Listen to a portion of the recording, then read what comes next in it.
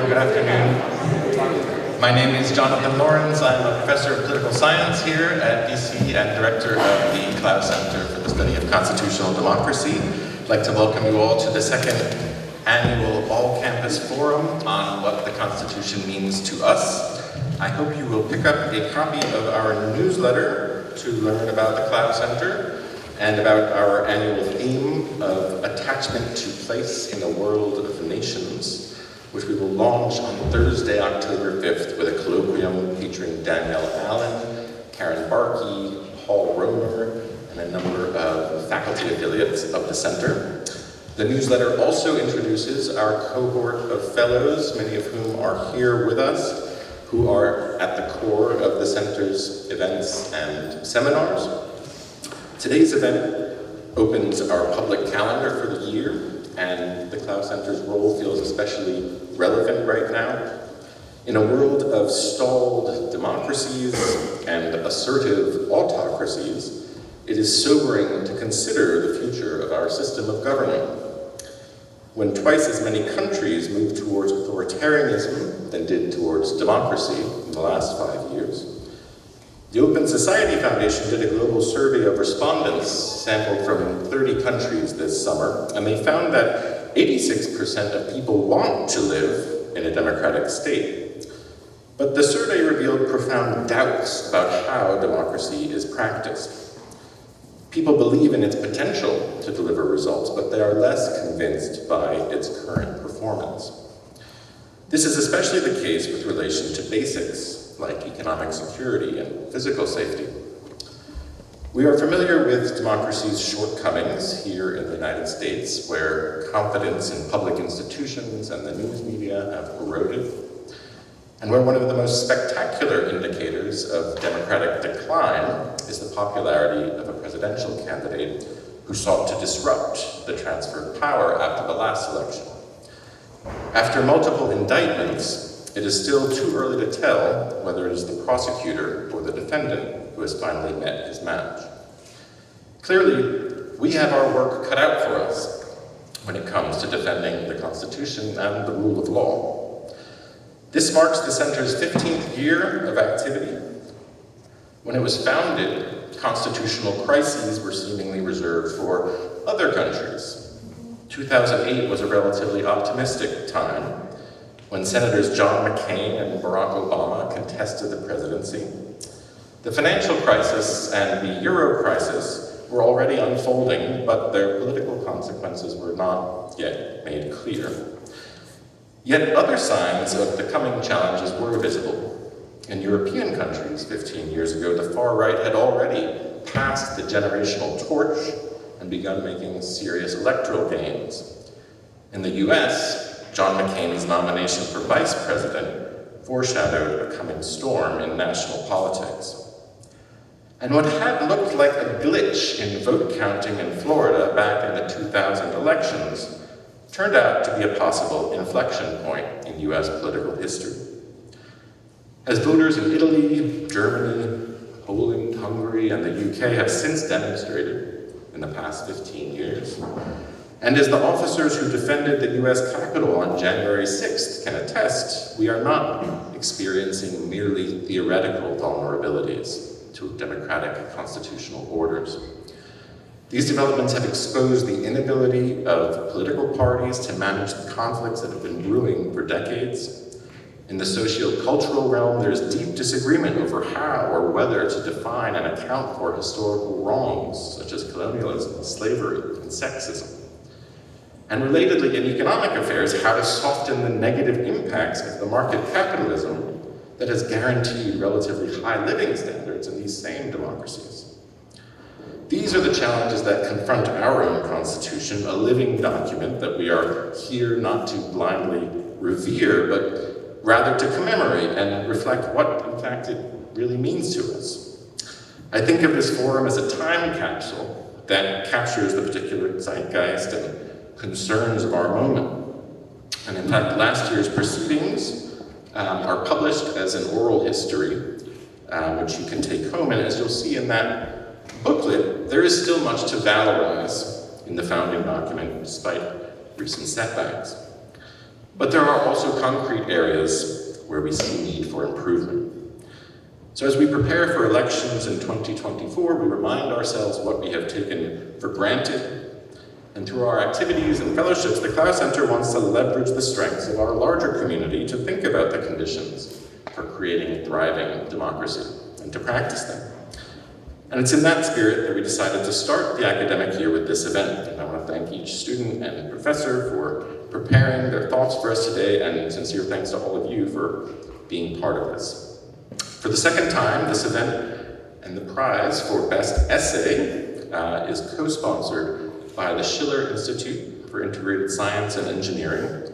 I am very grateful to its director, Laura Steinberg, for her support and collaboration. I also want to thank the two former directors of the Clough Center, Vlad Perdue and Ken Kirsch, for serving on the prize committee, along with Nicholas Hayes Motas, the center's assistant director, as well as Jim West of the Schiller Institute. And at the end of the program, we will announce the student prizes for best entries.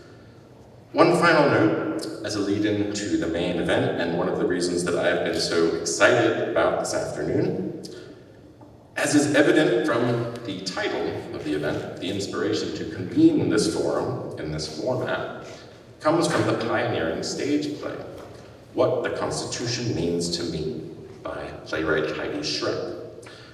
It was a finalist for the Pulitzer Prize and for Tony Awards, and it recounts the perspective of one woman's path from American Legion debater to critical thinker and citizen through the personal turning points and tumultuous history of women's rights in her life and in that of the country. And after the first part of that play ends, a high school debater joins the actors on stage, distributes paper and pencil to the audience, who then participate in a real debate right then and there about whether the Constitution should be preserved or whether it should be written anew. And that breaking of the fourth wall was a remarkable exhortation. The powerful script and the whole experience rang a bell for me, but it's more than serendipitous that this event is taken here at Boston College, because part of the reason that work of theater is so compelling is thanks to the incredible dramaturgy of a Boston College graduate from the class of 2008. And we are so thrilled to have with us today a special guest, Sarah Lunny, who helped create the original production of What the Constitution Means to Me. And as an undergraduate, Sarah made a lasting impression upon the creative writing program and the theater department, and she went on to play a crucial role in bringing to life the piece of theater that has motivated and mobilized so many, including the Clough Center and the Schiller Institute at Boston College. Now a senior dramaturg at the Public Theater in New York City, Sarah graciously held a luncheon conversation with her old professor Scott Cummings in front of a rapt audience of theater students and Clough Fellows today. I am so delighted that Sarah agreed to offer her reflections as part of this all-campus forum. And I'd like to invite you, Sarah, to the podium, and thank you for traveling to be here.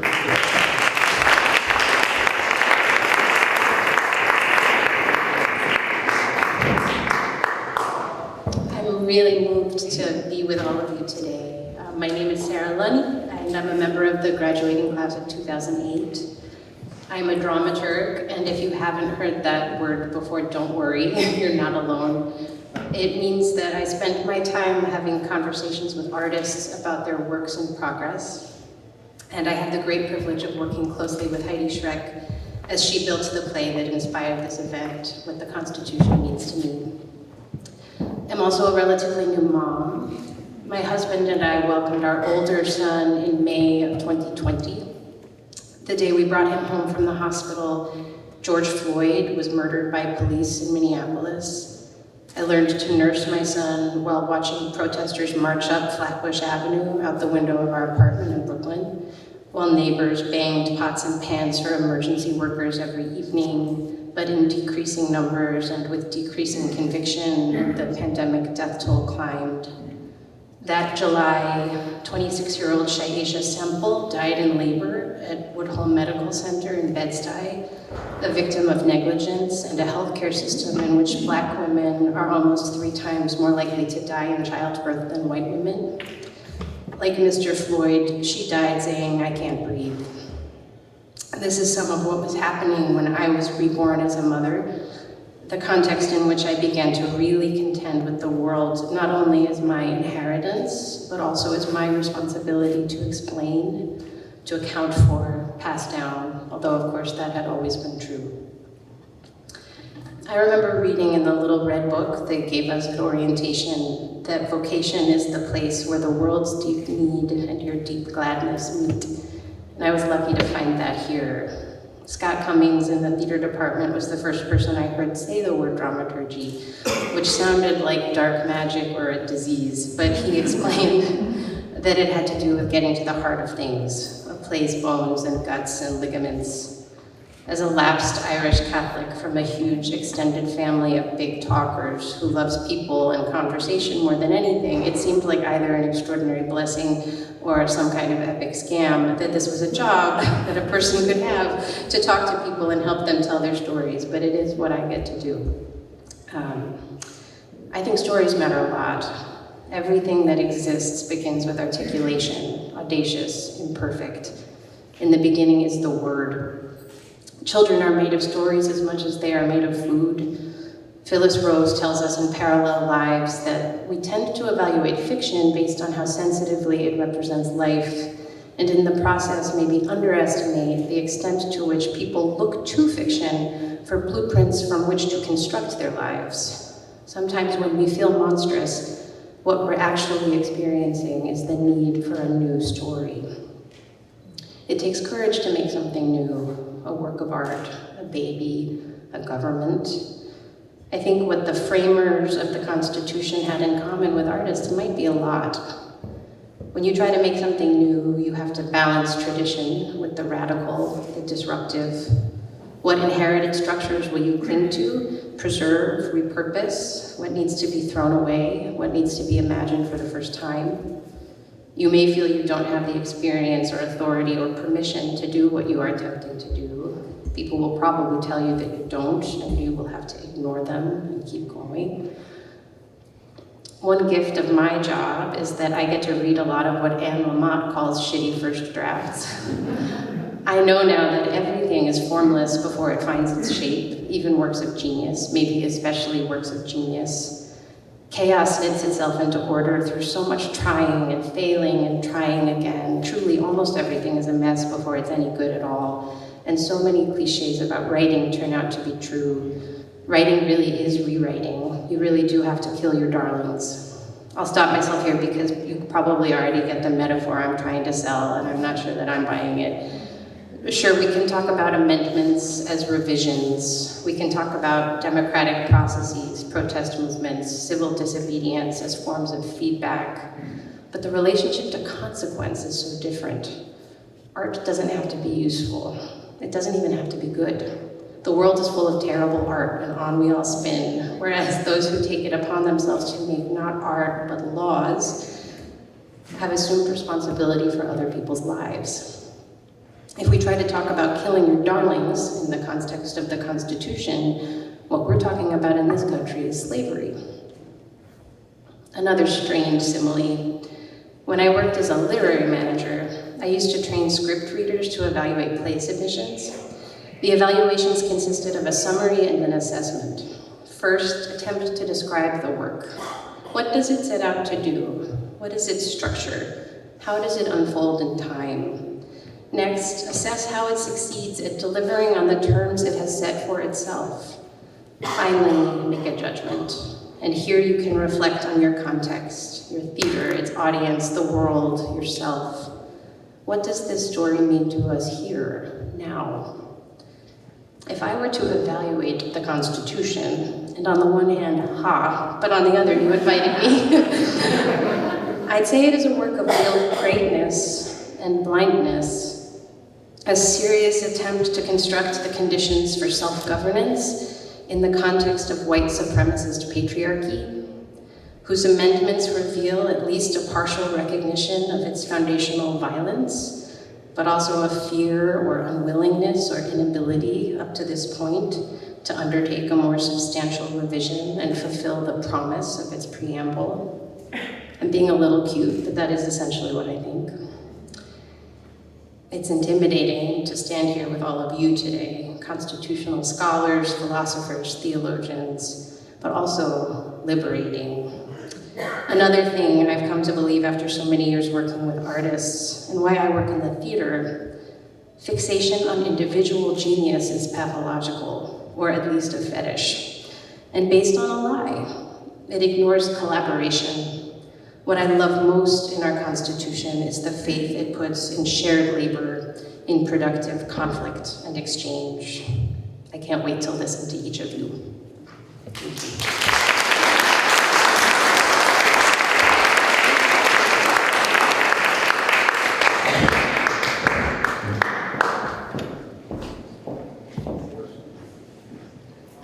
Oh man, to be the person following Sarah.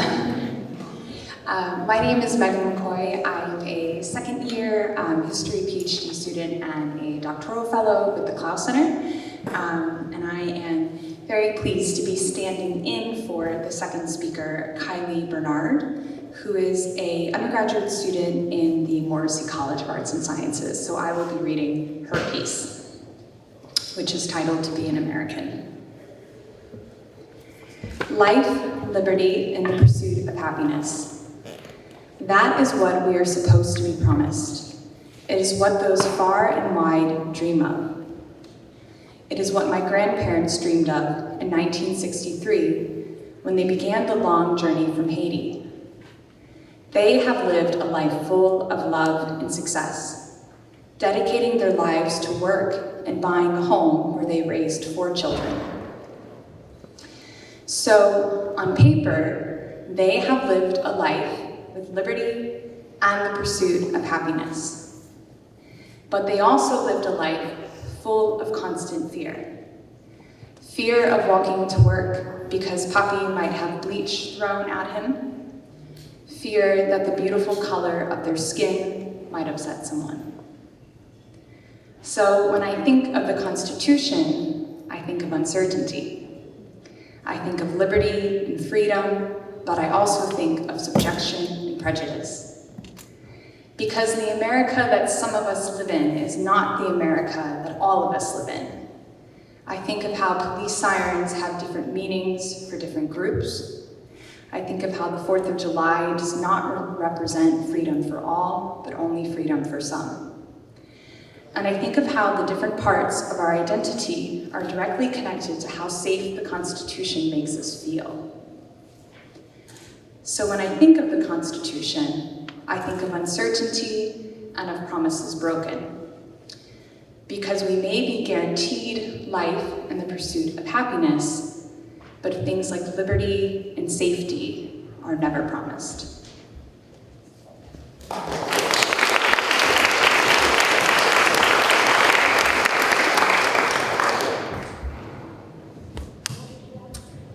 Hello, everyone. My name is Barb Cozy. I'm a second year in the doctoral program in the theology department and also a fellow with the Clough Center. And I'm honored to be reading a poem from Maggie Cosentino, who is an undergraduate student in the School of Management. And her poem is titled "My Breath." A clean breath, a free breath, devoid of expectation, commitment, restrictment, a stream of opportunity, a wave of emotion, a vessel fit for verbal truth, untapped, undisturbed, unbothered, waiting for my taking. What power I reign with my breath, what space for me to take. Mountains have moved with such breath, breath that leaves diminution in its wake. Our mouths free from chains of legislation, what power we wield in this unencumbered land. Nothing can hold our truth down, limitless potential at our demand. At the dawn of uncharted innovation, our tongues remain a valiant sword, cutting through the worldly lies, sharing what others seek to ignore. My breath is my power, a God-given gift, by virtue of our fathers, I can use it to uplift. That First Amendment, it gave me my breath, unpromised, unsoiled, unshakable, a weapon, a gift, our founders' greatest bestowment, that means to true liberty.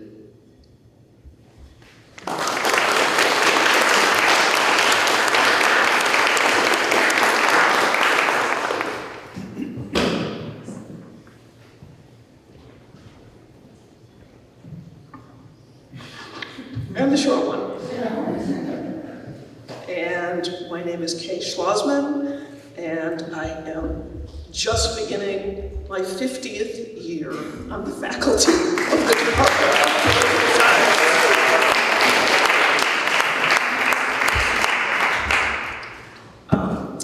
And I'm not going to talk about what the Constitution means to me, or even necessarily to us, but what I've learned from a course I teach to sophomores about what the Constitution means to sophomore political science majors at Boston College. The name of the course is Rights in Conflict, and it covers the politics of a series of controversies in which at least one side, and usually more than one side, makes a claim of rights. Appropriately, the first book we read for the seminar covers the Bill of Rights, where it came from, how it got through Congress, what it contains, and so forth. And when we start that session, which is the first substantive session of the semester, I hand out an ungraded, anonymous little quiz, which you've had to. So I hope you've had a chance to look at it. If not, take a look.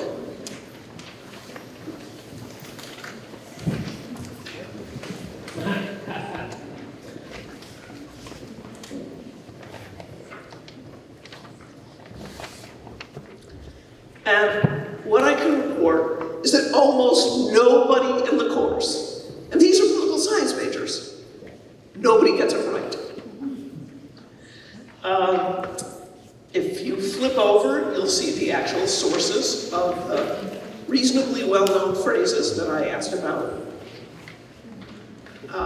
You'll see that the only one that comes from the US Constitution is in the middle, to secure blessings of liberty. And often students don't know it comes from the Constitution. The first one, from each according to his ability, to each according to his need, is one that students know is not in the Constitution, and they associate it correctly with socialist thought, and it comes from Marx. But the second and the fourth, they often think are in the Constitution, and you might have even thought that from the first presentation we had, that both the consent of the governed and life, liberty, and the pursuit of happiness are phrases in the Declaration of Independence, not in the Constitution. And the final one, of the people, by the people, for the people, comes, that resonant phrase is derived from the end of Lincoln's Gettysburg Address. So, what have I learned from this little exercise? Certainly, the lesson I take home is not necessarily that sophomores in political science don't know anything, but rather the importance of the Constitution as a symbol and the extent to which it has absorbed or been imbued with the values that underpin American democracy.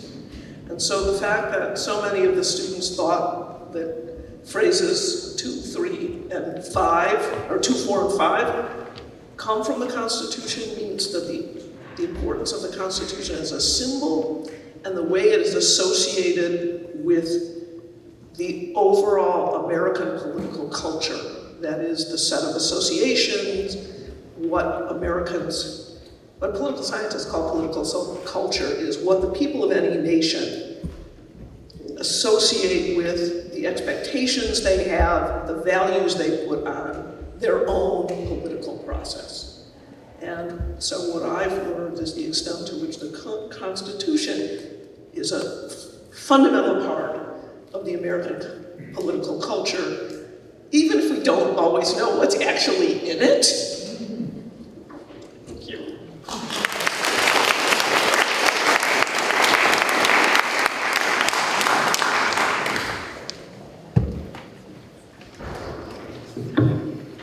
I'm Dan Kenstrom. I teach at the law school. Thank you for inviting me. I've spent much of my professional life as a lawyer and as a law professor advocating for the rights of non-citizens, often people who are deemed to be outsiders to the whole question of the Constitution. I often tell my students that both the challenge and often the reward of this work is that we find people at the lowest ebb of their power and their luck and their legal status, and they face the nation state and the government at the absolute apex of its power and its authority. So if there's any place where constitutional structure and basic constitutional rights are needed, this is it. But this has rendered my personal relationship to the US Constitution particularly fraught and complex. Do non-citizens have any constitutional rights? Should they? Are they part of we the people, that is in the Constitution, or not? If they do have rights, what should those rights be? These questions cut to the heart of some of our deepest societal, moral, and legal dilemmas, and they form the basis for my critical and contradictory answer to the deceptively simple question, what does the Constitution mean to me? One thing it does not offer is a simple text from which one can derive answers to complex political legal questions. It is, and it always has been, an interpretive work in progress, the exegesis of which compels us to confront profound dilemmas, what Ronald Dworkin analogized to a chain novel written over time by multiple authors, each of whom adds new insights while trying to retain at least some fidelity to the basic plot line. And of course, the post-Civil War amendments changed a lot, and the New Deal and civil rights decisions and so forth, so it's changed profoundly over time. But it was always designed to serve many purposes: a government blueprint, foundational rights matrix, a membership pact, and an exclusionary document. In my field of immigration law, we have to grapple with the meaning of citizenship and a doctrinal legacy that is still, to this day, directly redolent of the Dred Scott case. What I mean by this is that some people, even people within the United States, are still treated by the Supreme Court as lacking basic constitutional rights to liberty, to equal protection of the laws, to habeas corpus, etc. In a major 2018 decision, Justice Alito wrote for a court majority that an undocumented asylum seeker who had been kidnapped and tortured in Sri Lanka had neither a due process right to liberty while his case was being adjudicated, nor a habeas corpus right to have a judge review an adverse agency decision. As Justice Sotomayor noted in her dissent, this paves the way towards transforming already summary expedited removal proceedings into arbitrary administrative adjudications. So the Constitution can often be helpless in the face of certain Supreme Court interpretations, but it forms the basis for a critique of those things too. Cases like this are part of a legacy that we can trace back to the 19th century, the so-called Chinese exclusion case of 1882. As one prominent commentator observed, its very name is an embarrassment. The court held there that Congress was essentially unfettered in its power to create a retroactive race-based law of exclusion. The court rejected every constitutional argument brought by a person who was forbidden to return to this country after living here legally and productively for 12 years. It made clear that the laws of exclusion of non-citizens were outside of constitutional discourse entirely, a proposition that we then saw echoed by the government in Guantanamo Bay detention cases much more recently. The Chinese exclusion case, amazingly enough, is still sometimes cited in government briefs. It is still law. But on the other hand, the Constitution has also grounded robust rights protections for non-citizens. A non-citizen is indeed, unlike Dred Scott, a person for constitutional purposes. So in the end, for me, as a human rights lawyer and a law professor, the Constitution is a contradiction and it's an opportunity. It is certainly not a definitive text, and certainly not to be interpreted according to an originalist understanding of the framers' intent. It was, as Thurgood Marshall noted repeatedly, defective from the start. And there was surely truth in Garrison's abolitionist credo that the original Constitution was a covenant with death and an agreement with hell. You've probably heard that elsewhere, but if you haven't, look it up. So from this, you might conclude that I think the Constitution, and perhaps law itself, simply echoes the wisdom of La Rochefoucauld's famous observation that hypocrisy is the homage that vice pays to virtue. But for many years, I used to train criminal defense lawyers by telling them, if you think that defending the rights of criminal defendants is tough, and it is, try working without a constitution for a while, as immigration lawyers often do. Then you will see the difference. It's not nothing. So for me, the Constitution is problematic, inadequate, anachronistic, frustrating, and easily and often misinterpreted. But it is also potentially a rich and evolving source of rights for the most marginalized among us. And as Mike Pence demonstrated, a ground upon which one can stand to oppose authoritarian impulses sometimes. Marx famously once called religion the opiate of the people, and in some ways the Constitution is this too. But especially for those of us who advocate for the basic rights of the most humble, the most despised, and the most regularly rightless among us, it also evokes his less well-known preceding observation that it is, quote, the soul of soulless conditions and the heart of a heartless world. Thank you.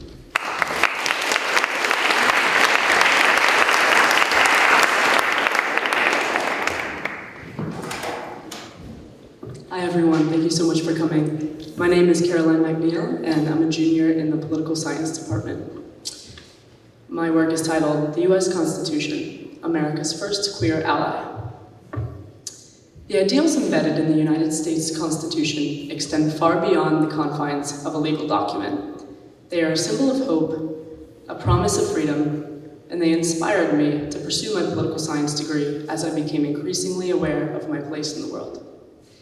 As a queer woman, the past year has brought with it a renewed understanding of the Constitution's relevance in my life and that of my community. With the unsettling surge in anti-trans legislation and the Obergefell v. Hodges ruling, among others, called into question, the Constitution has taken on a deeply personal and perhaps concerning significance. Nonetheless, my continued education about our nation's foundational document helps uphold my optimistic vision for the advancement of queer rights. Indeed, the emphasis on prosperity through equality that characterizes the Constitution serves as a beacon of hope for our ongoing fight. When we strip away all the political noise, the Constitution was unquestionably made for people like us. The Founding Fathers, as they embarked on the journey to draft the Constitution, had a profound mission in mind. They aimed, allegedly, to create a society where individual liberty and justice would be paramount, a society that would safeguard human rights against oppression in any form. Their commitment to freedom of expression is evident throughout the Constitution, and this was never simply about protecting a majority. It was about creating a platform for marginalized voices to be heard. It cannot go unacknowledged, however, that the founders at the time of their writing omitted various populations from the full scope of their vision. The rights and freedoms entailed in the Constitution have been historically withheld from the nation's communities of color, its queer population, and any group of non-white, non-male individuals. That begs the question, then, of how to use the tools at our disposal to create a more just and equitable society on the whole, with specific emphasis on these marginalized groups. While this presents a task that requires a multitude of solutions, one can begin by looking inward and reflecting on the philosophical essence of what is written in this fundamental document. The result of such discernment is a more comprehensive grasp of equality, which, as individuals use the Constitution to further their civil rights causes, proudly materializes in the 14th Amendment. For LGBTQ+ individuals, this amendment serves as a lifeline, allowing us to openly express ourselves as American citizens and exercise our human rights without fear of persecution. It embodies the idea that the United States is a place where diverse voices can coexist, flourish, and contribute to the nation's growth, and it was drafted well after the Founders' Constitution was completed. The strides we have achieved by harnessing our Constitution as a dynamic, adaptive instrument molded to the demands of our advancing society ought to serve as a source of inspiration for those who persist in the struggle. This document, while not flawless and in need of significant refinement, was intentionally designed to exhibit pliancy in response to changing circumstances. In the context of queer rights, the journey symbolized by our Constitution's adaptability is particularly pertinent. It reflects the tireless battle for recognition, acceptance, and equality that LGBTQ+ individuals have faced throughout history. This is, at the very least, my perspective, and it continuously motivates me to reclaim the constitutional principles that have since been weaponized against our community. Our decades-long battle reminds us that, as citizens, we are not just recipients of liberty, we are also stewards, responsible for upholding these principles for all, irrespective of sexual orientation or gender identity. Ultimately, the struggle for queer rights is deeply intertwined with the American journey and its identity, with the Constitution standing as an ally, providing both a legal and moral foundation for our persistent struggle. Thank you very much.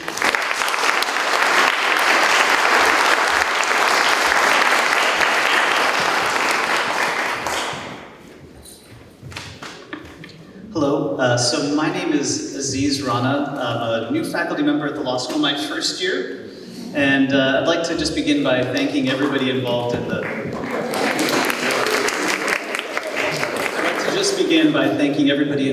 today's event at the Clough Center. It's wonderful to be here, and I appreciate being included.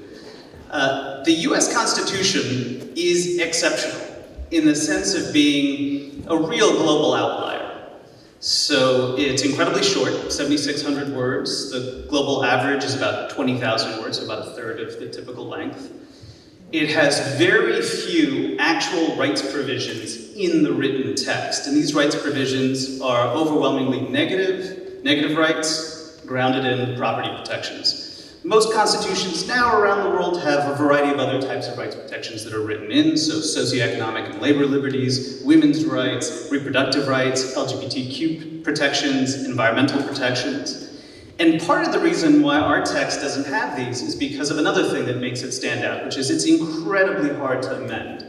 By most accounts from social scientists, it's the hardest constitution in the world to actually change, where other places, the way constitutions typically are reformed is through popular movements that press for national referendums, and then through organizing at both the federal and the national level, end up creating new constitutional texts. That's basically foreclosed here in the US. And then it leads to another element that's distinctive, which is it shifts most conversations about constitutional politics into the courts. And something else that makes the US Constitution quite, stand alone is it has perhaps the strongest and most extreme version of judicial review that we see globally. In other words, the power of the courts, and especially the highest court, a Supreme Court or a constitutional court, to strike down laws as unconstitutional. In the US, we have a Supreme Court that plays this role without necessarily the alternative pathways of amendment. Really, that's basically foreclosed. You only have 9 justices. Other courts around the world tend to be significantly larger, 16 in Germany, 34 in India. They tend to be term limits. Justices in the US serve for as long as they want. Elsewhere, it tends to be between 9 and 12 years. There's no ethics oversight. And then on top of this, there are limited pathways to actually contain what the justices decide, so that you don't have supermajority rules, for instance, require 2/3 of the justices to agree, which is common elsewhere, for an opinion. You don't have legislative overrides where legislatures can pass laws after judicial decisions. And all of this is further kind of reinforced by the fact that we have an appointments process that's notoriously malapportioned. In other words, it's organized through state-based representation that distorts actual popular opinion in terms of who ends up on the court. And indeed, that issue of state-based representation ends up distorting the entire electoral system, from the Electoral College to the Senate, to the nature of state determinations, basically about federal voting laws in places like the House of Representatives. The result, unfortunately, is that most of the decisions that come out of our political and legal process are pretty incompatible with what most people want. And what most people want doesn't actually make its way through our legal and political process. This means that American exceptionalism is not a compliment. But we have a kind of another problem, which is, to the extent that there's a commitment to constitutional reform, it's in the grip of the cultural role that the Constitution plays. And I should say this cultural role is complex.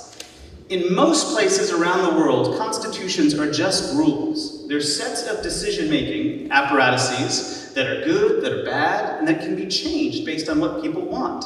In the US, the Constitution is exceptional in a second way, because it's more than just rules. It's basically bound up with a story that we tell about the country, regardless of whether or not most of those values are actually written in the text, as Professor Schlossman noted. The Constitution is tied to an idea of equal liberty, to a shared national destiny, to the very idea of the rule of law. So it's very hard for Americans oftentimes to imagine the country is committed to constitutionalism, little c constitutionalism, constitutional democracy, without pledging allegiance to the big C, Constitution. And in this way, it means that for many Americans, at a moment of real national division and impasse, the Constitution can feel like one of the few things that we share. It can mean that talking about reforming significantly the Constitution might open the pathway to even more significant ruptures toward the kind of authoritarian politics. And so we're stuck in a kind of in-between space, where on the one hand, the actual infrastructure of our constitutional system is a profound problem. It's inhibiting democratic politics, it's facilitating various forms of minority rule. But on the other hand, there's a real sense that it's our only solution to these sets of problems that it itself facilitates and expands. My own view about thinking about this impasse is that despite the risks, despite the dangers, we're at a moment where we actually have to move seriously toward meaningful constitutional change and reform, regardless of the types of cultural commitments. But that doesn't mean that we have to do it in any way imaginable. Instead, what we have to do is hold tight to little c constitutional democracy. In other words, to a political practice grounded in an ethics of democracy and mutual respect.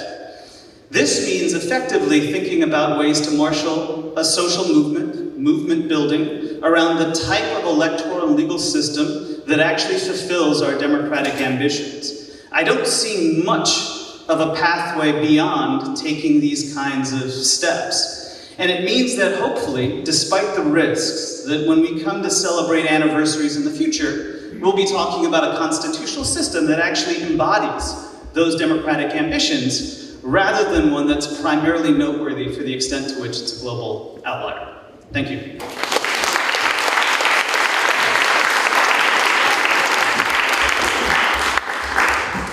Hi everyone, sorry I'm a little short so I took the mic.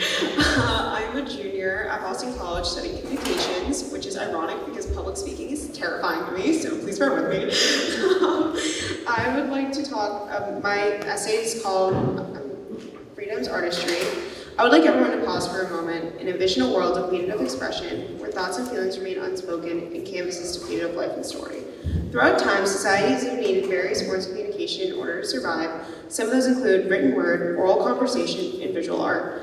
Deprived of these tools, humans would not be able to share thoughts, ideas, and emotions.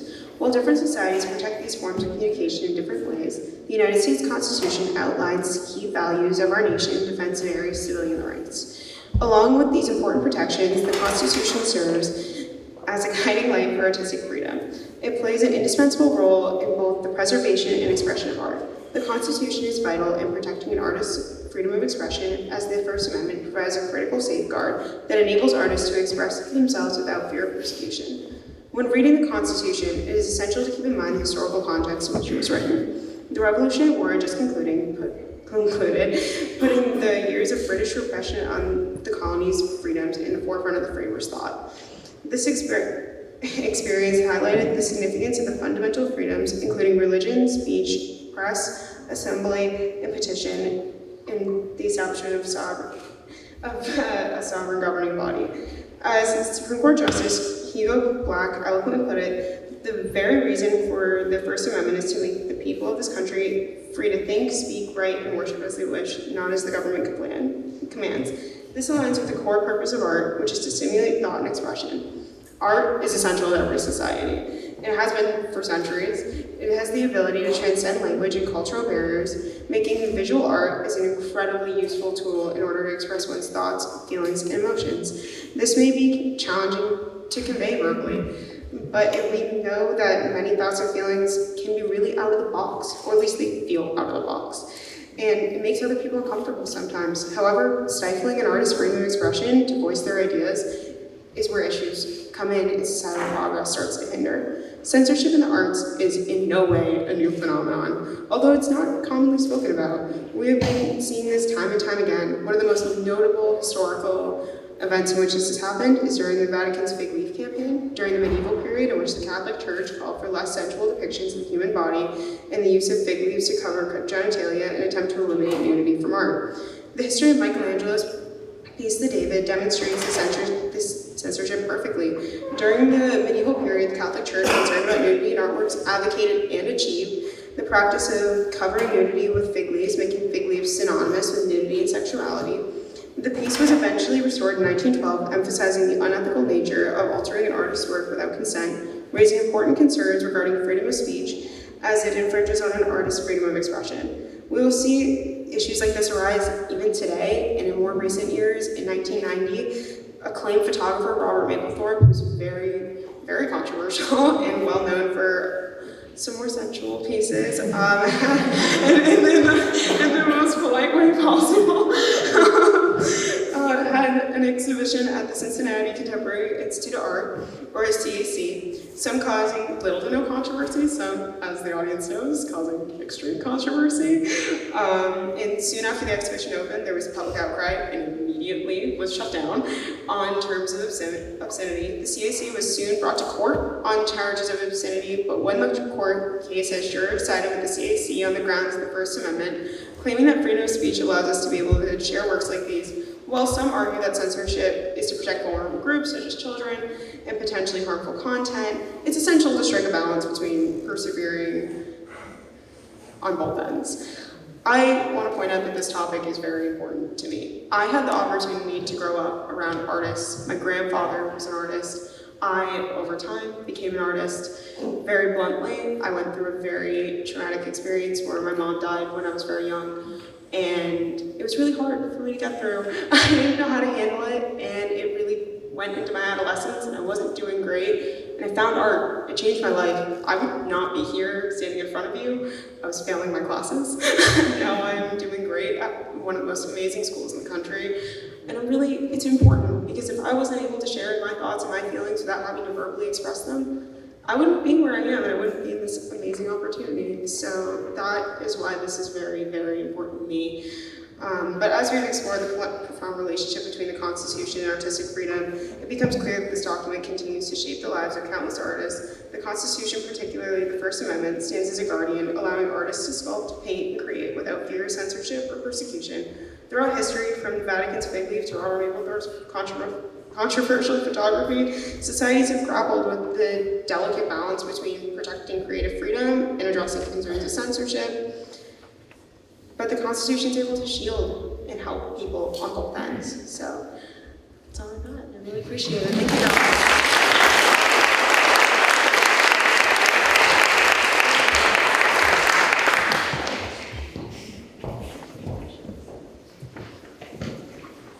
My name is Paul Barroso. I come to you from the law school. To whom is the Constitution addressed? We know that the Declaration of Independence was primarily addressed to the state of Great Britain and, importantly, to the opinions of mankind on whose recognition hinged statehood for the former colonies. In our case, recognition first came from Morocco, then France, then the Netherlands, then Portugal, then Spain, then Sweden. But to whom, after all, was the Constitution addressed? In order to sketch an answer to this question, I invite you to join me in a metaphor. Imagine that you board a bus with your family, your friends, and your neighbors. It is considerably a large bus. You know and love some of the people there. Others you barely know. Perhaps some you mistrust and dislike. Most of them you do not know at all, but can be certain to disagree with on at least one important matter. But there you are, and for all practical purposes, you are on board for the journey. However, the omnibus has no destination. The point is the journey. And while seats were originally assigned, conflict, competition, and cooperation among passengers and road conditions are bound to change seat assignments over time. Imagine also that the wide windshield of this bus has unique features. It is poorly transparent and dangerously so. Even in good weather, passengers are not able to see past a few yards ahead. Throughout the journey, that which lies ahead remains mostly opaque. But also, although its transparency is limited, the windshield has fine reflective properties. Passengers looking in the direction of the windshield cannot see much of the road, but if they are attentive enough, they can see themselves reflected in the mirror. Hence, the windshield is there not as much to unveil the road ahead as it is there for the passengers to behold their sharing of the journey. The Constitution is a mirror, permanently held up before us. Now, how good is this mirror? Well, the American Constitution is the most famous and one of the most influential legal codes ever. It was for public law what the Code Napoleon of 1804 was for private law, and what the Corpus Juris Civilis of the 5th century and the Decretum Gracianum from the 12th century was for public and private law before modern times. Famous and influential, the Constitution is a remarkable document. As remarkable is the polity that it helped create. As the case is with any successful codification, what is remarkable about the Constitution is not that it was original. Remarkable is how it collected, synthesized, and organized in a novel way, and in a time that was ripe for it, some concrete experiences in government and some legal ideas that came before it, some of them millennia old. In one example of a national idea, the Constitution opted for a mixed regime with elements of democracy and oligarchy. In another example of ancient practices and laws, the Constitution accommodated slavery and involuntary servitude, which the 13th Amendment of 1868 greatly restricted, but did not completely abolish. Involuntary servitude is still part of our constitutional order. Now, a mark of success of any code of law is that it is admired, studied, criticized, improved upon, and emulated around the world. And usually, a time comes when such a code's normative imagination is surpassed. From an example being emulated, it now must learn from others. So remarkable was our Constitution that it was, in time, surpassed by other constitutions. Surpassed in 4 main ways. First, the legal order the Constitution created is no longer supported by its subjects, as similar legal orders elsewhere are supported by their subjects. In one measurement, a Pew Research Center poll of a few years back found that 17% of Americans believed that military rule would be good, and 22% believed that rule by an autocrat would be good. The same poll found that only 40% of Americans reported being committed to democracy. Second, our Constitution is less protective of those living under it than several other constitutions are. Third, our Constitution was also surpassed in the sense that the interpretive, reasoning, and decision-making practices that go around it are no longer at the global cutting edge. And fourthly, the Constitution was never, among us, sufficiently conceptualized or theorized. As the country became ever more complex, the burdens we carry for these 4 areas where we fell behind became also more salient and consequential. Thus, Demythologized, the Constitution appears as one of the many landmarks in a global historical process that began long before it and that will continue beyond it. But it is our Constitution. For us, as our biographies intersect with it, the Constitution is deeply personal. It is my Constitution. It is your Constitution. Collectively, we are the image that reflects back when we look at it. So, there is still much thought and work to be done. The journey is ongoing, and 2 centuries make for a fine beginning in the ages of law. Thank you.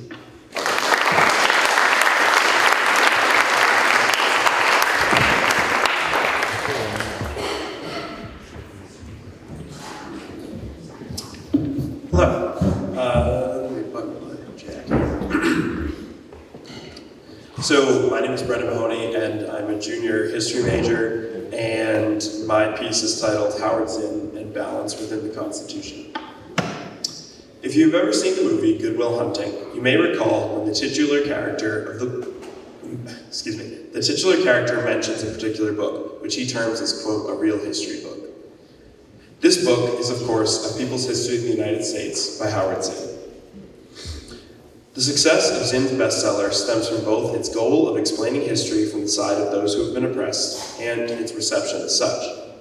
Since the book evaluates history in a chronological manner, early in the book, Howard Zinn offers insight on the making of the Constitution. Zinn proffers that it is impossible to view this document as solely political without economic interests of those who are making the document considered.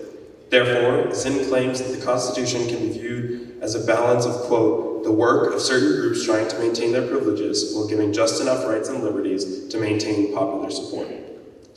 Well, this is a lot to unpack at first glance, or I guess first listen here.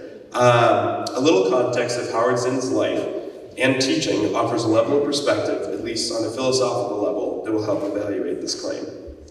On my research trip to New York University's Tampman Library this past June, I was lucky enough to take a look at some of Howard Zinn's archives. Within those archives exist hundreds, and I really mean hundreds, of his syllabi from many years of teaching at Boston University. Ooh, that's a book. Within the classes range from introduction to political theory to topics in Marxism and anarchism. Within all of these syllabi exists one key concept that is imperative when it comes to researching and teaching history: balance. There are points made in favor of certain topics, as well as counterpoints being made on those same topics, all the while maintaining truth and honesty with the topics at hand. The phrase, quote, a critique of, appears in almost every single one of Zinn's syllabi within this collection, which to me translates to a desire for a balance of opinions on dense theoretical material that his students would be reading. This balance aspect of Zinn's professional and political philosophies comes through in the aforementioned quote, but in a completely different tone than in the syllabi. In the syllabi, balance is meant to provide power to the people, which in this case are his students, and options in terms of choice and consumption of academic knowledge. The balance in the Constitution as it exists is one that is built on oppression and suppression from an upper class bent on maintaining their lives, while simultaneously preventing revolution, rebellion, or any other form of uprising. This balance is not so much of a balance at all, as it offers preference to those who are in power and hope to maintain that position. Although, when Zinn talks about the Constitution, he's referring to it at the time of its inception, the broken balance seems to maintain itself in our modern society. In 2020, the nonprofit independent organization Open Secrets found that over half of the members of Congress are worth over $1 million, while the median income of a citizen of the United States still stands around $67,000. This imbalance is the same balance that Zinn suggested existed at the creation of the Constitution. These members of Congress use and abuse their aspects of their jobs, entirely legally, to maintain their wealth. For example, 97 members of Congress reported trades within companies that were influenced by their committees this past fall. This means that members of Congress who had legislative authority within committees, a privilege afforded to them by Article 1 of the Constitution, which grants all legislative powers to a bicameral Congress, could make or choose not to make laws that would affect their monetary gains. This idea harkens back to Zinn's idea that the true balance of power which those who created the Constitution sought to maintain was a balance of power that was influenced by their own desire for economic power. I believe that it is this false sense of balance, or better termed imbalance, that those in Congress and in all forms of US government seek to maintain, within their adherence to the Constitution strictly as it is. To me, without those who bring light to this imbalance, the average American will continue to be overlooked and kept quiet by the elites who promise them rights and liberties that they will never receive.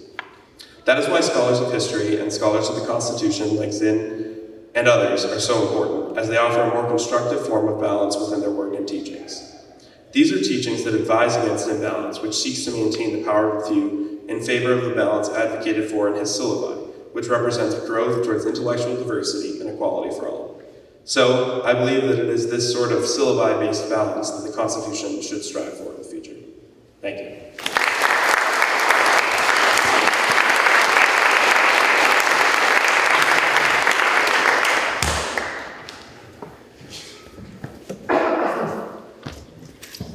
Good evening, I'm Natana Delon-Bas from the Theology Department and Islamic Civilization and Societies program. When I was asked to reflect on what the Constitution means to me, the first thing that came to mind was the preamble, which I had memorized before I was even in elementary school, thanks to a wonderful program called Schoolhouse Rock. And it became embedded in my psyche as the guiding light toward the American dream. Now, although I'm clearly well beyond my elementary school days, I'd like to reflect on the preamble, seeing it not just as a piece of writing dating to 1787 to be read and understood within that context, with all of the caveats and complications that go with that, but also as the declaration of a dream, an ideal to strive toward together as a committed community. Since I'm a theologian, exegesis is an inherent part of my disciplinary approach, as is the quest for inspiration and meaning, seeking truth through understanding. And so what I'd like to offer today are a few thoughts to reflect on, particularly at a time when our country seems more torn than ever by polarization, essentializing, angry words and gestures, and even hatred. To point back and forward to the hope that is contained within the preamble and the solemn charge that it brings to all Americans. Sometimes resetting the paradigm requires going back to the foundations and reading with fresh eyes. The preamble states this dream and the intent succinctly. We the people, in order to form a more perfect union, establish justice, ensure domestic tranquility, provide for the common defense, promote the general welfare, and secure the blessings of liberty for ourselves and our posterity, do ordain and establish this Constitution of the United States of America. And I want to point to 4 ideas that are presented in this sentence that I would invite us all to consider together as we think forward to upcoming elections and ongoing governments. And the first is simply, we the people. Not I the king or dictator-in-chief, not we the Congress, or elected officials, certainly not corporations, CEOs, or shareholders, and most definitely not the stock market, but we the people. And it's interesting that the author chose the people rather than the all men of the Declaration of Independence. The people is both vague and inclusive simultaneously, and to me it points to a path forward in which all people of every background pledge to work together toward a common vision to the benefit of all. Secondly, I'd like to look at the verbs: form, establish, ensure, provide, promote, and secure. They indicate a foundational moment of forming and establishing, and then shift to ongoing efforts, perhaps vague on the specifics of what exactly that looks like, but assuring constant momentum. And I think this is one of its strengths. In one of my fields of study, which is Islamic law, attention is given to differentiating between the values that the law is supposed to uphold and the human reasoning that articulates how this is to be carried out practically in a particular time and place. And so from my perspective, leaving these verbs active and declaring intent opens the door to reforms when and where they are needed, so that we can constantly refocus on these commonly declared and held values. We seem to be living in a time when we really need to think about these core values and what needs to be revised, reformed, perhaps discarded or added to in order to uphold them for we the people. Third is the values themselves: justice, domestic tranquility, common defense, general welfare, and blessings of liberty. These values are understood to be interconnected. Each one is a necessary piece of the overall vision. Failure to uphold one puts the entire project at risk. These values represent the dream as the common good. All have a role to play in assuring that the values are upheld, and all therefore are to be able to participate in the good that results. And I want to note in particular the connection of domestic tranquility, common defense, and justice. Without justice, there can be no domestic tranquility. Just as without common defense, there can be no domestic tranquility. The preamble does not call for domestic tranquility as an absolute good, but one that can only exist in the presence of common defense from whatever threats we might be facing, internally, externally, or even globally. Think here climate chaos, and in the presence of justice. A value that remains underlined here, undefined here, something that we can recognize when we see it, just as we recognize injustice when we see it. Allowing for polyvalence in the concept, that it means more than just one specific manifestation. In a time of domestic unrest, upheaval, and polarization over so many issues, from racial and environmental injustice to discrimination, deep divisions over election results, voting redistricting, what does and doesn't belong in our educational system, who has control over whose body, whether there should be limits on the right to bear arms, of what kind, to what purposes, and by whom, and what direction the country should be taking moving forward. It seems to me to be a time when we need to think deeply, not in sound bites, not in demagoguery, but deep thinking about our core values and what it would look like to actually put them into practice today. What changes are needed in order to assure that the values that do not change, justice, tranquility, personal safety, and liberty, are available to we the people. And finally, for ourselves and our posterity, enshrining our responsibility to future generations, not just ourselves, not instant gratification, but a long-term sustainable vision that guarantees the safety and security of even our most vulnerable, our children.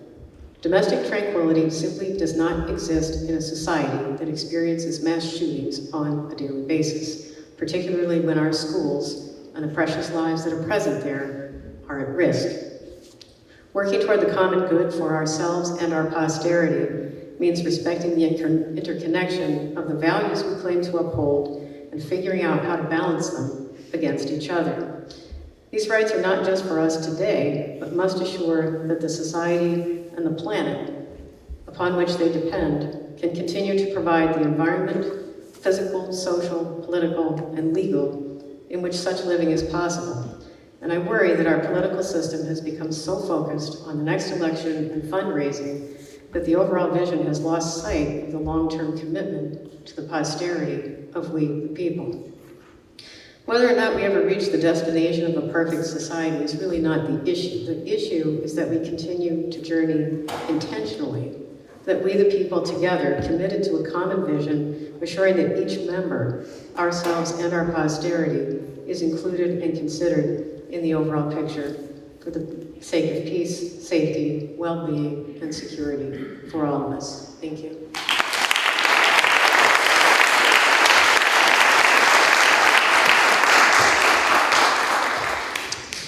Good evening, everyone. My name is Sean Slesarski. I am a Clough Fellow and a doctoral student in the theology department. The title of my essay is Cruel and Unusual Healthcare. On one Saturday in February, a few years ago, Ziggy Lemansky, an incarcerated person at Worcester County Jail, started to experience flu-like symptoms. This was a serious concern for Lemansky, since his immune system was compromised by both HIV and hepatitis C infections. Sure enough, his conditions quickly deteriorated. He was unable to get out of bed and often found himself coughing up blood. While he had daily contact with nurses who would bring him his HIV and hepatitis medication, they did nothing to ensure that he got the treatment he needed for this emerging illness. On Wednesday of that week, he submitted a sick slip to the medical unit. He reported, quote, "I have been in bed since Saturday. I've been coughing up dark phlegm and struggling with diarrhea and feel weak and have the chills." It was not until Friday, 2 days after he filed the slip, that he received any medical attention. When he was finally brought to the infirmary, he was severely dehydrated and his oxygen level was dangerously low. He died of pneumonia at age 44 a few days later. The question remains, would Lemansky have died at such a young age if he received the medical care he needed in a timely fashion? Lemansky's story is tragic, but more common than it should be. Medical neglect is a significant concern in carceral facilities throughout the country. The abolitionist coalition, Deeper Than Water, has helped to shed light on the pervasive neglect in Massachusetts prisons. They have reported that WellPath, the for-profit healthcare company contracted by the Massachusetts Department of Corrections, has left prisons in the Commonwealth significantly understaffed. At MCI Norfolk, for example, when the medical director recently stepped down, the prison was left with only 2 nurse practitioners to manage care for 1,100 people. The company's cost-saving policies have resulted in needless suffering and preventable deaths throughout the Commonwealth's prison system. While many may be unsurprised by this level of neglect, the irony is that incarcerated people are the only group in the United States with a constitutionally guaranteed right to health care. This is a result of the 1976 Supreme Court ruling in Estelle v. Gamble. The ruling marked an important milestone in legal interpretation of the Eighth Amendment, which famously prohibits cruel and unusual punishment. Previously, the amendment had largely only been invoked to temper methods of capital punishment. Estelle marked the first time that the amendment was cited to challenge the administration of prisons. Before Estelle, the courts gave prison administrators wide latitude in how they managed their facilities. But by the 1970s, it became clear that prison conditions were objectively bad and legally intolerable. The ruling, therefore, specified that because incarcerated people rely entirely on the prison to meet their medical needs, quote, deliberate indifference to serious medical needs constitutes a form of cruel and unusual punishment.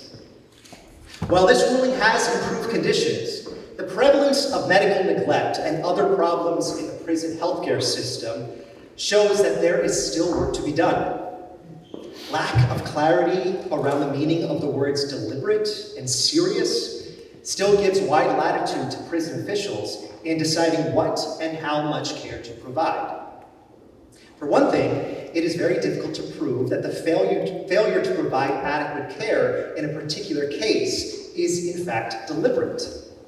Cases of medical malpractice, for example, do not automatically indicate a violation of the Eighth Amendment. Furthermore, prison officials are largely off the hook if they neglect medical problems not deemed to be serious.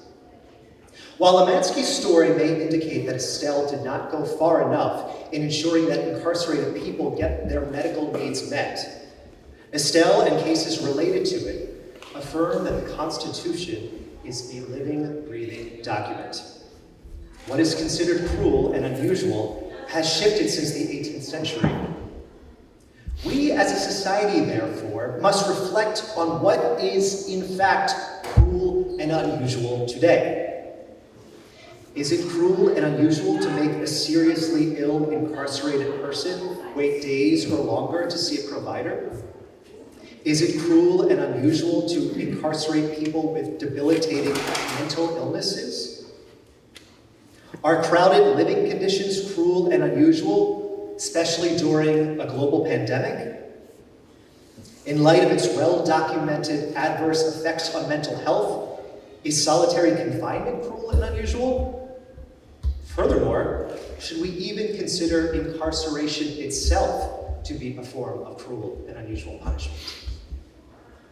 These questions are driving my dissertation research on prison bioethics, and I approach them as a prison educator and as a Catholic ethicist.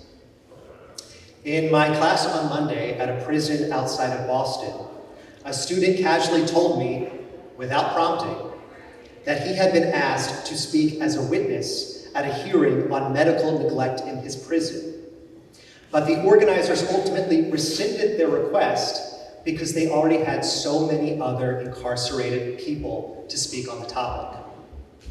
His words suggested to me that the problem is more pervasive than I thought. Clearly, this is an issue that demands greater awareness and support from the wider community. In his recent encyclical, Fratelli Tutti, Pope Francis called on all Christians and people of goodwill to work for, quote, the improvement of prison conditions out of respect for the human dignity of persons deprived of their freedoms. Indeed, he indicates that care and respect for the incarcerated is a precondition for a truly just and humane society, a society free from unusual cruelty. Indeed, he affirms, if I do not deny dignity to the worst of criminals, I will not deny it to anyone. I will give everyone the possibility of sharing this planet with me, despite all of our differences. Thank you.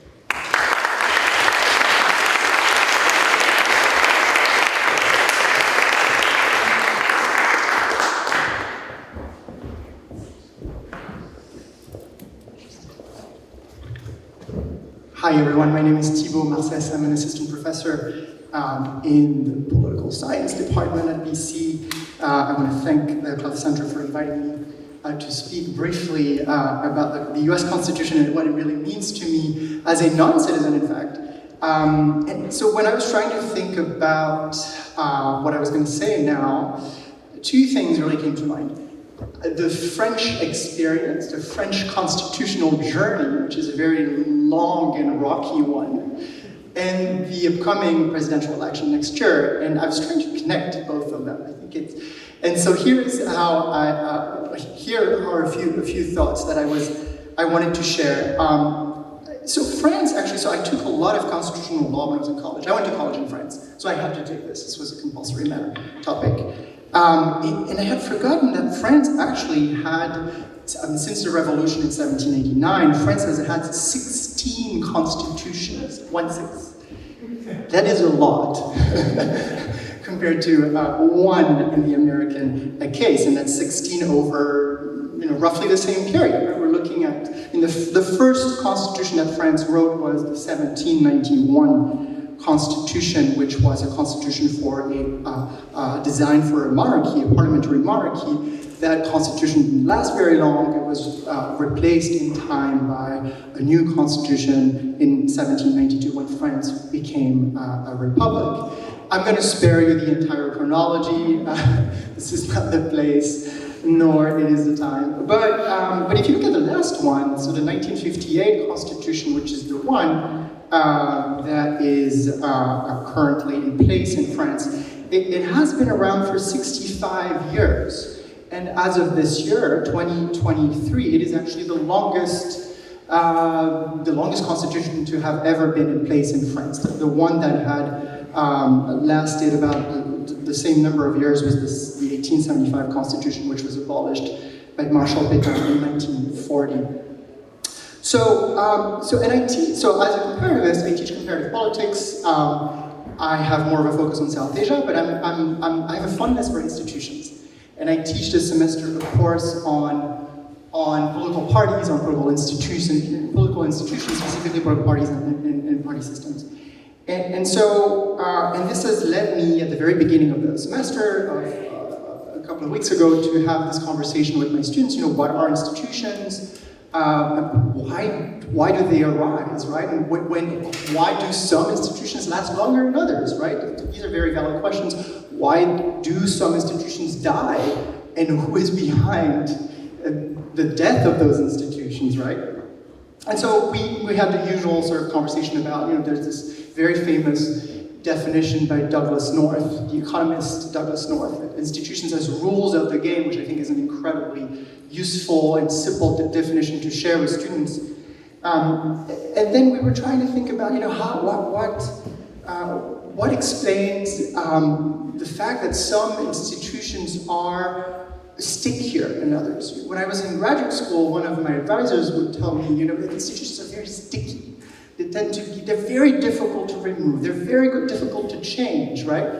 And that one, the US Constitution, is especially sticky, right? So I'm not gonna go back to your remarks, Professor Rather, on why they are so sticky and why it seems that no one wants to change the US Constitution. But I think it's quite remarkable. And I don't want to make any normative statement. I'm not gonna tell you that I think that institutions that have been unchanged for 230 years are better than institutions that have been changed every 20 or 30 years or so. But I think it is quite remarkable. In light of, if you look at the history of France and the US, the last constitution in 1958 was drafted in the midst, as the country was on the verge of civil war. So France was waging a brutal war against the Algerian people, and there was a deep moral crisis in the country, with some people who believed that it was a time for Algeria to become independent, and others who really believed that it should continue to be a French colony. And you think maybe the US has seen comparable crises and their magnitude, right? Not exactly the same crisis, but if you think of the Civil War, for instance, this constitution has actually survived the Civil War. As a non-American, I think this is remarkable, right? There's been many amendments, right? And this is a constitution that has proved extremely adaptable, extremely flexible. It's been amended. It remains a very, very short document. Professor Rana, you were mentioning that it's only, I think, 7,000 words long, 7,600 words long. I teach courses in comparative politics, and I have more of a focus on India. As I said, India's constitution is, I think, one of the longest in the world. 145,000 words. About 100 amendments, right? I think it's quite significant. Now, this takes me to 2024. Will this constitution be sticky enough? I don't know. I think what I tell my students is that institutions are, they're parchment rules, but there are men and women behind those institutions, right? And so far, the men and women giving life to the Constitution have really stood up to defend it and protect it, right? So I'm a political scientist, so I don't teach American politics, I don't research American politics, but I follow American politics. I live here, right? I don't really have a choice, no. But I do follow American politics religiously, and so part of me is, very, very pessimistic, given the state of the Republican primary. But part of me also wants to believe that, this constitution might just be sticky enough to be here if things take a turn for the worse, which I do not hope. And I'm going to close with those comments. Thank you very much.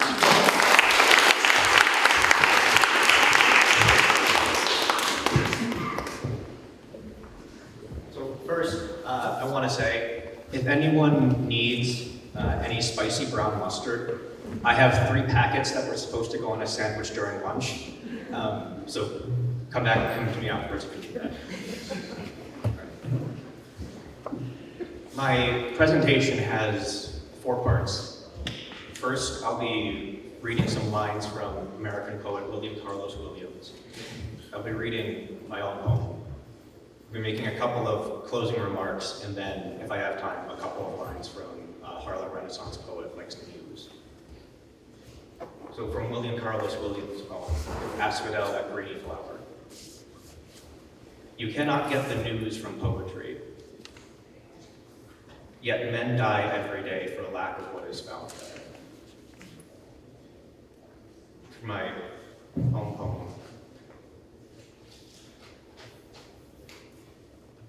To school children everywhere, a justification. A musket on the mantle, dust on the flintlock, melted candlesticks mounted along the barrel. Silhouettes of mother, of father, of sister, of brother, in copper frames. Dried sprigs of holly, the King James Bible, a flag discolored by gunpowder and British blood. A winter wind seeps through the loose window pane, whistles, promises snow. This is the American homestead. It will endure, yes, endure, for millennia. Blut und Boden. For the reflections, to riff on Lawrence O'Donnell's magnificent reporting in the aftermath of the Uvalde shooting. It's significant, what stands out to me is that one gun stopped almost 400 agents of the government from doing their job for over an hour, while 10-year-olds bled out, called 911, and had their heads blown off. One gun effectively shut down the government. And that seems like, remarkable triumph of the Second Amendment.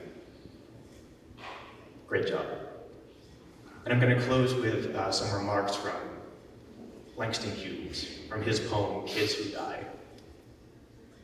The old and the rich will all raise their hands against the kids who die, beating them with laws and clubs and bayonets and bullets to frighten the people. For the kids who die are like iron in the blood of the people. And the old and the rich don't want the people to taste the iron of the kids who die. Don't want the people to get wise to their own power. Thank you.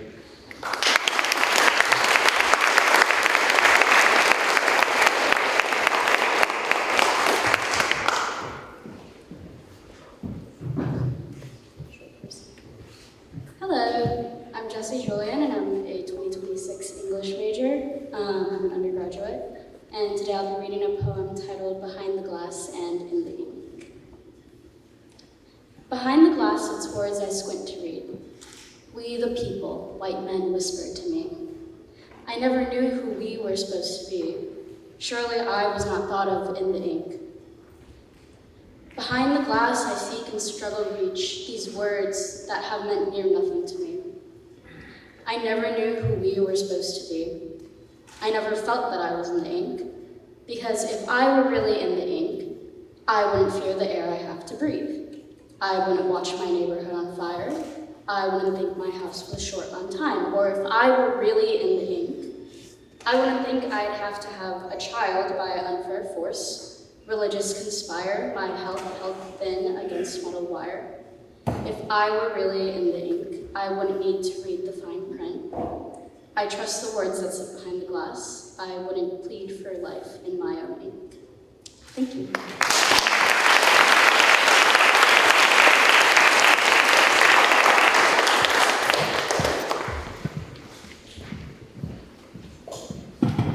Hi everyone, I'm Julia Picone. I'm a historian of Latin America. And I'm not here as a professor, I'm here as an immigrant. I am originally from Argentina, and I have been living in this country for 10 years. 9 as a visa holder, and 1, exactly 1, as a permanent resident. Thank you. I have the privilege of not having fled my country because of war or violence or persecution. I don't fear going back except for the economy. And that means that every morning when I wake up, I make the decision to be in this country. Despite this, not once in 10 years has anyone asked me what the Constitution meant to me. No one wondered what the American government meant to me, or what it was like to be in a country where I have no say, but where I do, I think, contribute to a more democratic society. So while I know I can't participate in elections yet, the Constitution does affect my life. Argentina also has a constitution. Like the one in the US, its present text is very much like the original. It has been amended several times. In Argentina, we call them reforms. Technically, only 6 of them, but that's how the process works. And the last one was in 1994, so it was in my lifetime. The last amendment in the US Constitution was in 1992, also in my lifetime. Footnote here, that's when Argentina abolished the electoral college, so maybe there's something to learn there. I know, I might be making some of you uncomfortable, like comparing the American Constitution to the Argentine Constitution, but there's one very important difference in the trajectory of the history of these two documents. And sadly, is that the Argentine Constitution has been interrupted several times because of military coups. I am sure that many of you, if not everyone in this room, might not imagine a military coup happening in the US. And there are a lot of professors here that can explain why. However, I do think that the low probability of a military coup in the US does not mean that our democracy is invincible. In recent years, I have noticed some political commentators and, people imply that in the face of rising conservative radicalism in the US, the Constitution will protect us. To me, the Constitution is not just a shield. To me, it is a sword. It is with the Constitution on our side that we defend democracy, not hiding behind it. It is in its highest aspiration that we work together to build a more democratic society. It is, after all, a living document. Knowing its own limitations, the original Constitution allowed for its reform to adapt to the demands of time. So, amending the Constitution to consolidate democracy is not desecration. It is our responsibility, and to me, it's the most American thing to do. Thank you.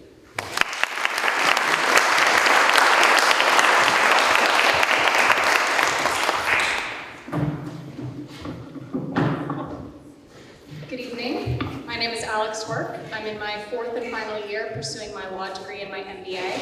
I spent the last 2 summers working for the Office of the Federal Public Defender in the Capital Habeas Unit, where we did death sentence appeals. Miraculously, this summer, one of our clients was released after 17 and a half years wrongfully incarcerated. So,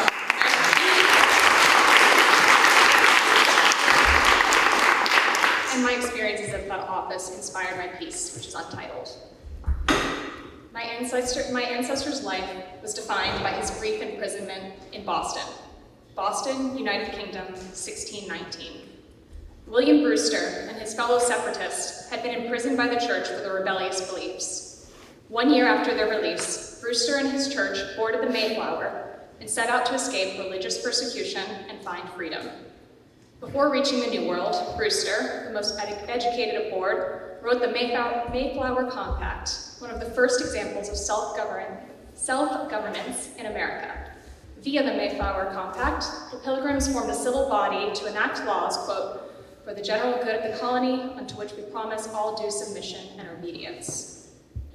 More than 400 years later, I study law in Boston, Massachusetts, I have civil rights, religious freedoms. I study the United States Constitution and its implications for each of us. The Constitution establishes justice, and in appellate criminal law, we look for injustice and seek to repair due process. To me and to the Founding Fathers, the Constitution and its amendments were designed to form a floor of minimum rights and protections. Today, Congress and our courts treat the 200-plus-year-old document as the ceiling of our rights. The Eighth Amendment seeks to protect each of us from cruel and unusual punishment, and by extension, offers protections to prisoners. But cruel and unusual was not even believed by courts to evolve for nearly 2 centuries. And today, for the Eighth Amendment to be implicated, a prisoner has to prove they underwent the unnecessary and wanton infliction of pain. That means between 1787 and today, the prohibition against cruel and unusual protection has gone from protecting citizens from excessive punishments to requiring one to prove that a state actor inflicted pain on them unnecessarily, deliberately, and unprovoked. The two standards are worlds apart and perfectly encapsulate how the United States treats the basic rights within the Constitution as nearly exclusive and as a ceiling on how many rights we the people deserve under our government. Another cornerstone of the Bill of Rights, due process, is likewise being weakened. Recent habeas rulings this summer threatened to make the entire appellate process futile. This summer in the US Supreme Court, Marcus Jones, convicted of being a felon in possession, had exhausted his appeals. After his final appeal, a different Supreme Court case changed the interpretation of the statute he was convicted under. So the prosecution now had to prove knowledge of his disqualification, something the prosecution did not do during trial. And the change had a stated retroactive effect. Yet our Supreme Court ruled that this legally innocent man cannot appeal again because his previous appeals did not raise the claim that prosecution had proven the knowledge element, a claim that did not exist until after his appeals were denied. Due process is meant to protect our right to a fair trial so that ideally no innocent person is convicted or imprisoned. The Supreme Court has centuries of law, decades of interpreting habeas and AEDPA, and has created a labyrinth of habeas procedure a prisoner must follow. This ruling, based on an older ruling, based on an even older ruling, et cetera, finally reversed the exact purpose of the Fifth Amendment and ruled that an innocent man cannot have his day in court and cannot escape his now wrongful imprisonment. Perversely counterintuitive, but legally sound. Throughout America's life, the Constitution has been interpreted as exclusive and has been used to weaken itself over time. We the people diminish the powers of the Constitution, just as we the people have the power and means to build upon and strengthen this cornerstone of our democracy. The Constitution itself is not oppressive, nor closed-minded, nor afraid of change. The Constitution is a piece of paper that we've internalized, chewed up, and spit out as a shell of what it once was. But of course, there is a path forward. I'm a William Brewster. We're the Founding Fathers. We are all America. We can change the Constitution right now. We have the tools. They were vested to us by the Founding Fathers. They bestowed on us the tools to adapt over time through amendments or a second constitutional convention. We can and we should. We're more educated, more ethical, and more powerful than they were. And just as they did, we too can convene a constitutional convention and create a modern constitution to give us the rights, freedoms, and prosperity we deserve in 2023. Now is the time to, as Alexander Hamilton wrote, impose on the national rulers the necessity of a spirit of accommodation to the reasonable expectations of their constituents. We owe it to ourselves for the general good. Thank you.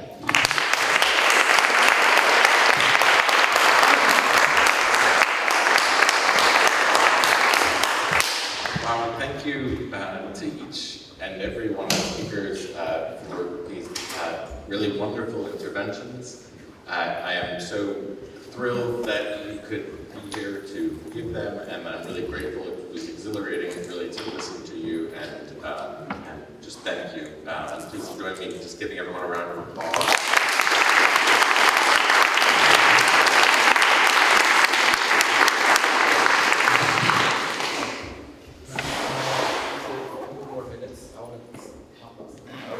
Listening to all the speeches, you know, photos, they were super great, and they gave me inspirations, and I want to talk something about it. So my name is Boyu. I'm a junior international studies major, history minor. at Boston College, and I'm also a Clough correspondent. And I wrote like a very script, like loose script. So I want to give a praise to the Constitution, not to the specific details of the Constitution, but to its existence, or the guardianship of this effective Constitution, its importance in preserving our democracy. So we sort of always put Constitution and democracy hand in hand as if Constitution is only established after democracy was achieved. But I want to point out that democracy and the Constitution are in a symbiotic, mutually reinforcing each other, because Constitution secures an environment of freedom of expression, more specifically freedom of critique, of which I deem as essential for effective democracy. And the stories we heard today are all about the American ones. But I'm from China, and I've been here since like 6th grade, so I want to talk about a Chinese story. I want to give a Chinese story in the sense that to remind us of the importance as well as the achievement of the US Constitution. So I remember when I learned about China, like why China is an authoritarian state back in high school, maybe comparative politics. My teacher always told me it's due to a lack of relative political culture. And I believe that maybe the Chinese people, from that I believe that maybe the Chinese people or the culture maybe they don't prefer democracy. But until like recently, when I read about the history of democracy movements in China, when I read the work of Chinese intellectuals for whom are devoted to democracy, to a real rule by the people, to a society of justice and fair, after I underwent this storm of new information, I realized that humans' common wish for democracy are equal. Yet some of such wish are protected, while others are met only with punitive and disastrous repression. It may be contrary to belief, but democracy movements in contemporary China was way more than just the 1989 Tiananmen Square incident. Instead, in 1942, in 1957, in 1966, in 1978, the flowers of the people's strive for democracy and justice bloomed.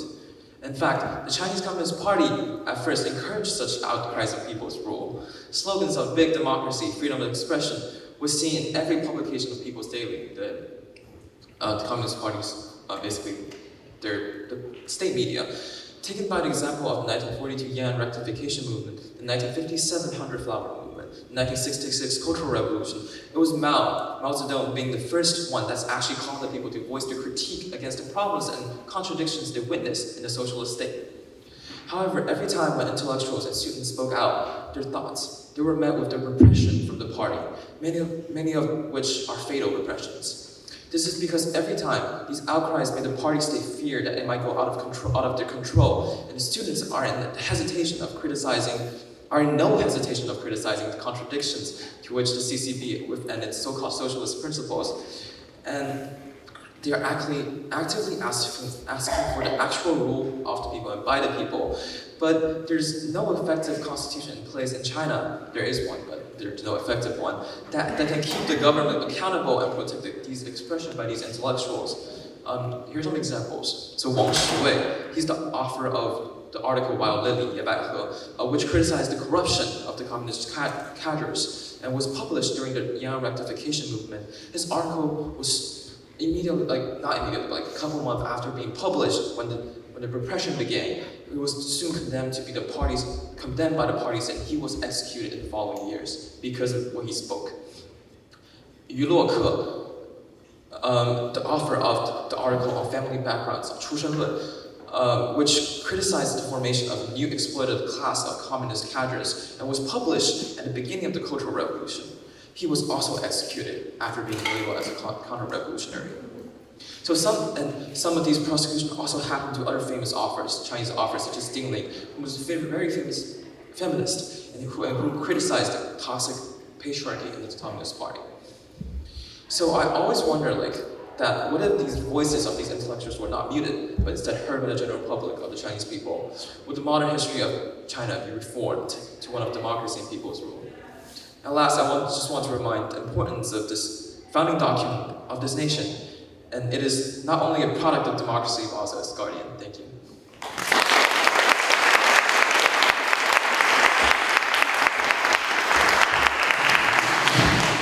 Thank you so much.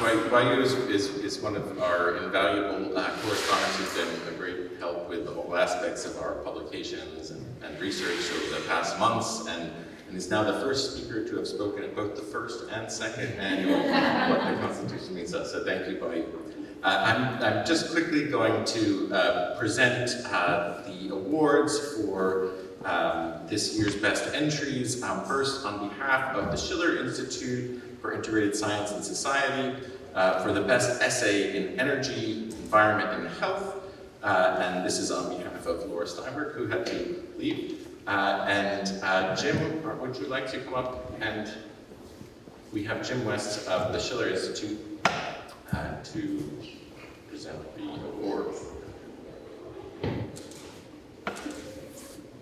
Thank you very much. I'm Laura Steinberg's understudy today. So my name is Jim West. I'm Assistant Director of Programs at the Schiller Institute for Integrated Science and Society. Much like the Clough Center, we're very much an interdisciplinary center. Hearing this conversation tonight, you understand why we have so many challenging issues, but we have lots of different viewpoints. And I think after hearing all these essays, I think the constitutional reform might be a bit too sticky, so we're going to stick with more manageable issues like climate change. So I have to say they were very impressive awards this evening, and we want to, actually before I should even mention that our first inaugural Schiller Prize, Jessie Julian was here tonight and she read one of her wonderful poems. We were so impressed with Jessie last year she became our poet laureate. So we take interdisciplinary very seriously, and it was really a pleasure to hear from her. So without further ado, I know folks know that reception's going on back there. We're very proud to present this award. Justice is very important to the Schiller Institute. The and society part of our name is not an afterthought. It's very much part of who we are. We serve the community, we serve justice, and we're very proud to present this award to Sean Slesarski.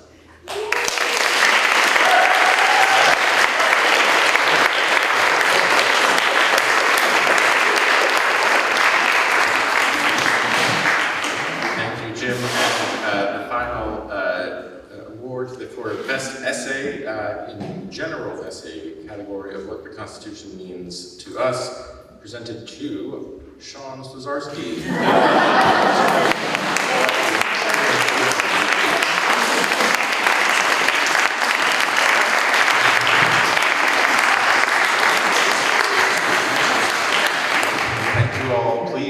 Please join the reception and continue the conversation, and I look forward to talking. Thanks for being here.